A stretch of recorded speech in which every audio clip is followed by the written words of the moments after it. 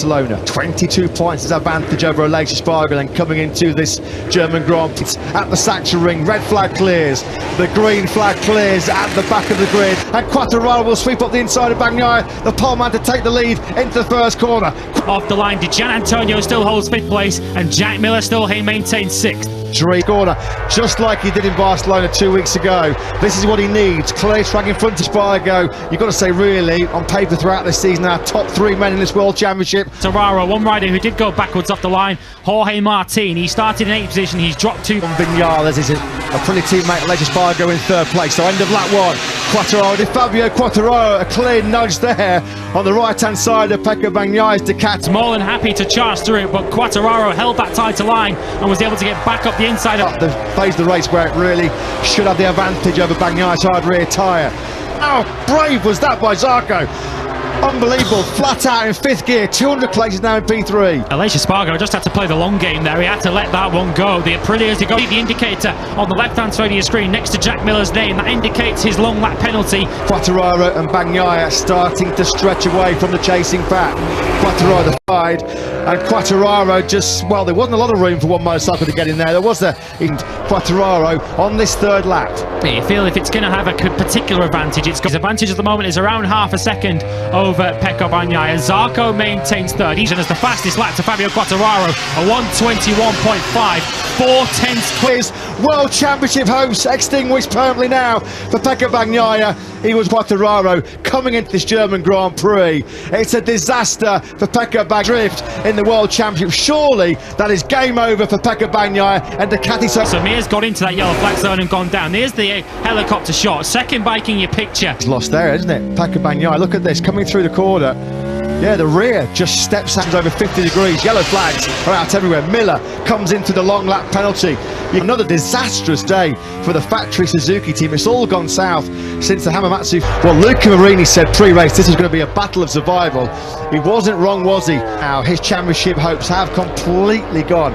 He's going to be nearly 100 points potentially, particularly when you know how good this man is. He does not make mistakes on a Sunday. That's the difference. Again, Quartararo in the early stages of the Grand Prix grabbed the bull by the horns and took the lead early on that Ducati. It's very rare that we see someone lose the rear like that coming through turn 1. We've seen a few lose the... And then, yeah, the rear just comes out. You could have that latest blunder by Bagnaia. Just losing the rear as he tapped the throttle. Kenny said he'd had the best Friday of the season, the best Saturday of the season, and possibly only the halfway point of the championship. It is over for poor old Pecco. Well, a few French wishy 1.8, of course. Do not forget, in the closing stages of this Grand Prix, that Quartararo is one of... Can he put the pressure on and be there to pick up any pieces if that medium rear tyre does drop? Bagnaia's had 5 DNFs. Conversely, Fabio Quartararo has had 3. Taki Nakagami, his teammate Alex Marquez has just entered the pits. Old crash there, 3rd gear, building speed as you start the climb towards turns 9, and so it's certainly, well, there was a long shot to think Honda were going to make it 12 wins in a row here, down in 18th place. Well, we could be about to see something that we've not really seen this season with the possible just how good his race pace is. We have seen examples of it, but too often from way till they're dropping behind him with a long lap penalty, and Vinales is catching his championship challenging. So we could see another Aprilia podium on the way in 22 laps time. It might not be Aleix though. Yamaha, he qualified 21st on the M1 here 12 months ago, finished 19th. The rumour started to emerge that he was trying to break his contract with the Monster Yamaha squad. Gave him the career lifeline, fighting for podiums again in the MotoGP World Championship. So much trust and confidence, not just in the bike, but in himself. Simon, for some thoughts? Only a quick shout out, because I always keep an eye on the rookies. Fabio, I'm looking out for is, can he keep the tyres going? He's got less experience at Menedin. Starts lap number 10. 3rd race distance here then in Germany. 30 lap run. So Miller then back in 6th place, having already served his long lap penalty for the yellow flag in Finch. Laps, Fabio Quartararo was able to pump in those mid-121s to build up that advantage with 22s. Quartararo and Zarco matching each other for pace on the last lap in the 22.0. Here for Maverick Vinales fans might just be over that medium rear tyre that he chose. Front end there, we saw Aleix Espargaro and Jack Miller do it in FP4. Quartararo reels off another. Is to keep Maverick Vinales at bay. Aleix Espargaro goes in a little bit hot. brings it back to a late apex, or really Aprilia, where they've got two men fighting for a place in MotoGP. Many inundated with offers and requests to run a satellite team next year. That prize has gone to resisting the pressure coming here from Vinales as they drop down to the Waldman curve on lap number. Quartararo's clear at the front, clear enough from Johan Zarco, but Zarco is also gapped to the Grand Prix, so keep an eye on Vinales. If he can keep that top two something like within range, Charles and Paul Espargaro in 11th, who are on that medium rear option. Beautiful, super slow motion. Fourth gear, turn 7. That's going to be a battle which is going to keep us entertained until the final. The second place, isn't he? MotoGP's perennial bridesmaid, Zarco. Will move up into third place in the rankings, with Anea Bastianini right now struggling down in third. Temperatures and the physical strain that it puts on the riders, but what it also tests is your concentration. It's so important with so many different corners around this racetrack. 30 laps of this Grand Prix, mid-30s air temperature. That is a real test on the concentration of the reigning world champion. But he's watching the Saxon ring. He's tuning in, of course. Normally at this stage of a German Grand Prix, will be the man who'll be standing in the top step of the podium, where Marc Marquez is so familiar with the front tyre pressure. We're being told from the Moto2 podium finishers, when they were in a group, the clear air behind Aleix Espargaro directly ahead of him. So the fastest rider on the track last time for the pace of Zarco or Quartararo up ahead of them. Jack Miller has now taken Fitzel for 6th position. Then it's Luca Marini in 8th. He's still having a big battle with Brad Binder. Vinales is just 3 races shy of his 200th Grand Prix appearance in the World Championship. So if he's going to make a move on Aleix Espargaro, it's going to have to be inch perfect and clean, because he will not, with his teammate Aleix Espargaro, will be picking up 16 precious World Championship points. And you still see 15 laps remaining. You feel like you've already been out there for 2 hours. Shoulder cam with Fabio Quartararo. He's shouldering the responsibility to defend Joso, actually, for that 14th spot. They are losing a second a lap to Quartararo. His attention, those last 2 laps from Johan Zarco will have definitely done it. Zarco closed the gap down to 1.2 seconds. Quick one, Jack Miller, some laps has been catching these Aprilias by half a second. Powering up now to 5th gear. These MotoGP bikes only reached just over 60 kilometres an hour slower than the start-finish rate, but Jack Miller, as Simon pointed, had another costly DNF to his name here in Germany, crashing when he lost. Battle here at the moment. He's, from a championship point of view, Aprilia have got these 2 bikes in the right order, but a risky overtake on his teammate Aleix Espargaro. He's sitting there in 4th at the moment, but they're being reversed back from Johan Zarco. But Miller, Di Gianantonio, Martin and Marini were all quicker. Just further around the corner, wasn't it? Within seconds of each other.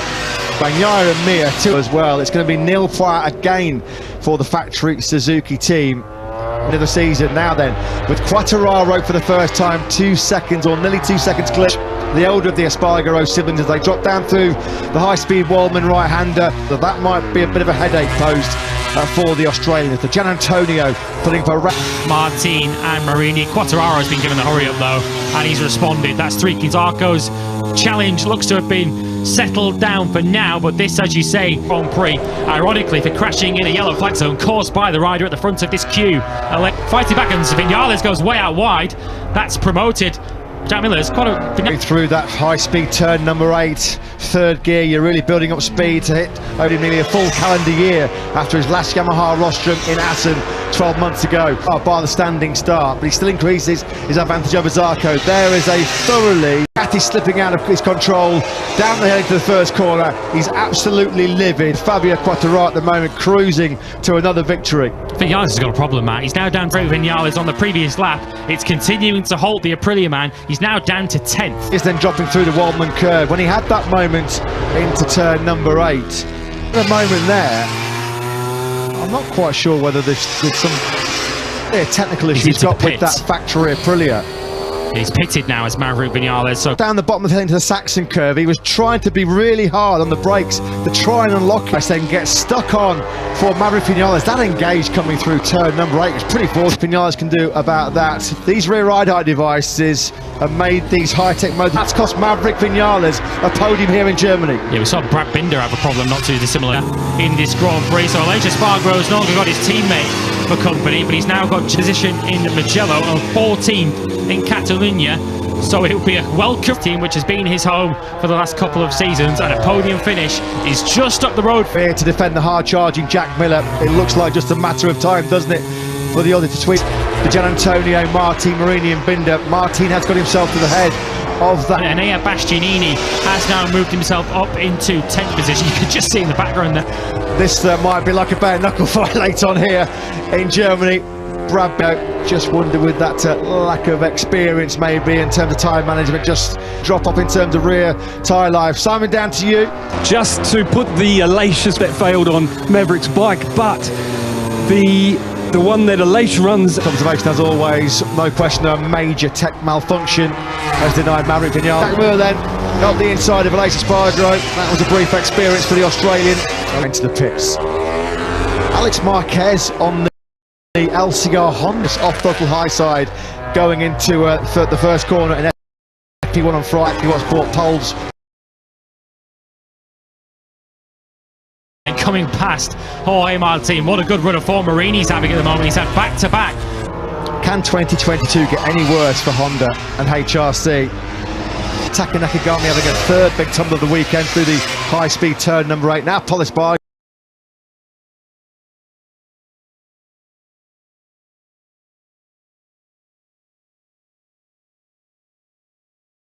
To him. He might rescue a 10th place here today, but he's nearly 22 seconds behind on that last lap. Bezzecchi was the marginally quicker man, about a 10th quicker than Oliveira as well. He's down in 9th spot.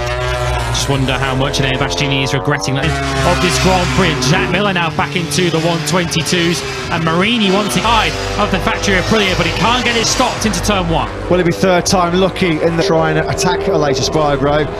Well, that's 2 times he's got on the inside of the Spaniard, and 2 back over Aleix Espargaro, who's currently leading this queue. And if Jack Miller continues to get stuck behind, Turns 8 and 9, they drop down to the Waldman curve, 5th gear, nearly 200 kilometres, and this 27 lap of this German Grand Prix. A Grand Prix he's utterly dominated. Miller closes in again on Espargaro on the brakes, and Luca Marini again, his pace as well. The man who's leading this Grand Prix. Sam Crayford's got a quick update on Paul Espargaro. But it's, you know, my gut feeling watching the engineers, it's not the only thing, because they...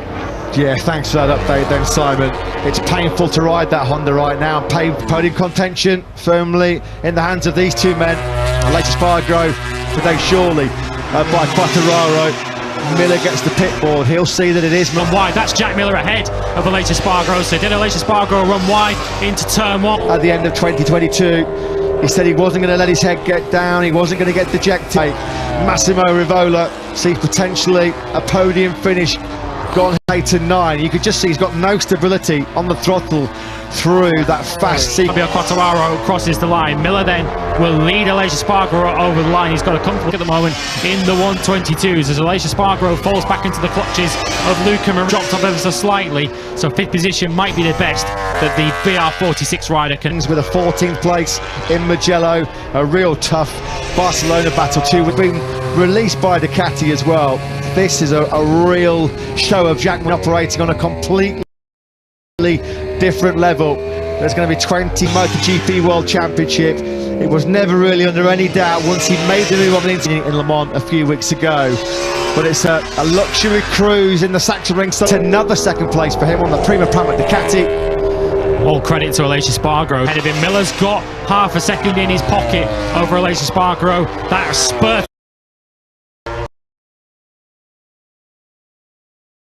In MotoGP in 2022, he leads home a French 1-2.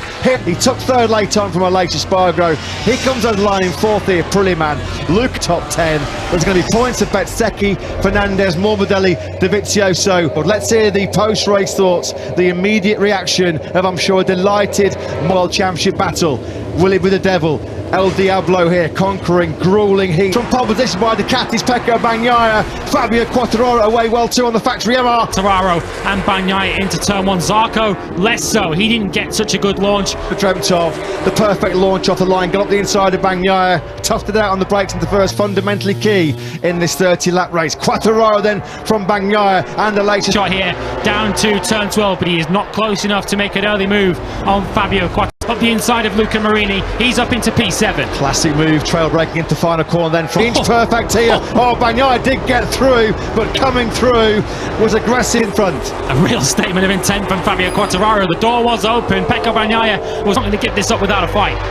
Yeah, and he'll be wary as well, of course, with that medium rear tyre. And this is the start, really pushed too hard for fear of that rear tyre deteriorating pretty dramatically underneath him. Whoa, curve. The spectacular blind entry turn 11. Ivan Neal stuff from Zarco. He's on the podium. Picked off Fabio Di Gianantonio. Jack Miller had also passed him earlier on in that lap. You can see Ducati up the inside of fellow Ducati rider Marini into first corner for 8th place. Back at the front then of the shoulder cam of the world champion. This was Bagnaia into turn 1 a couple of laps ago on the inside advantage we've seen so far in this Grand Prix. Bagnaia at the moment to slip 4 tenths behind. But he can manage it in the closing stages, particularly if he's got a sizable advantage. Quicker than his chasing Ducati rival Bagnaia. He's already trying to make a key break here, just like wiped out in controversy.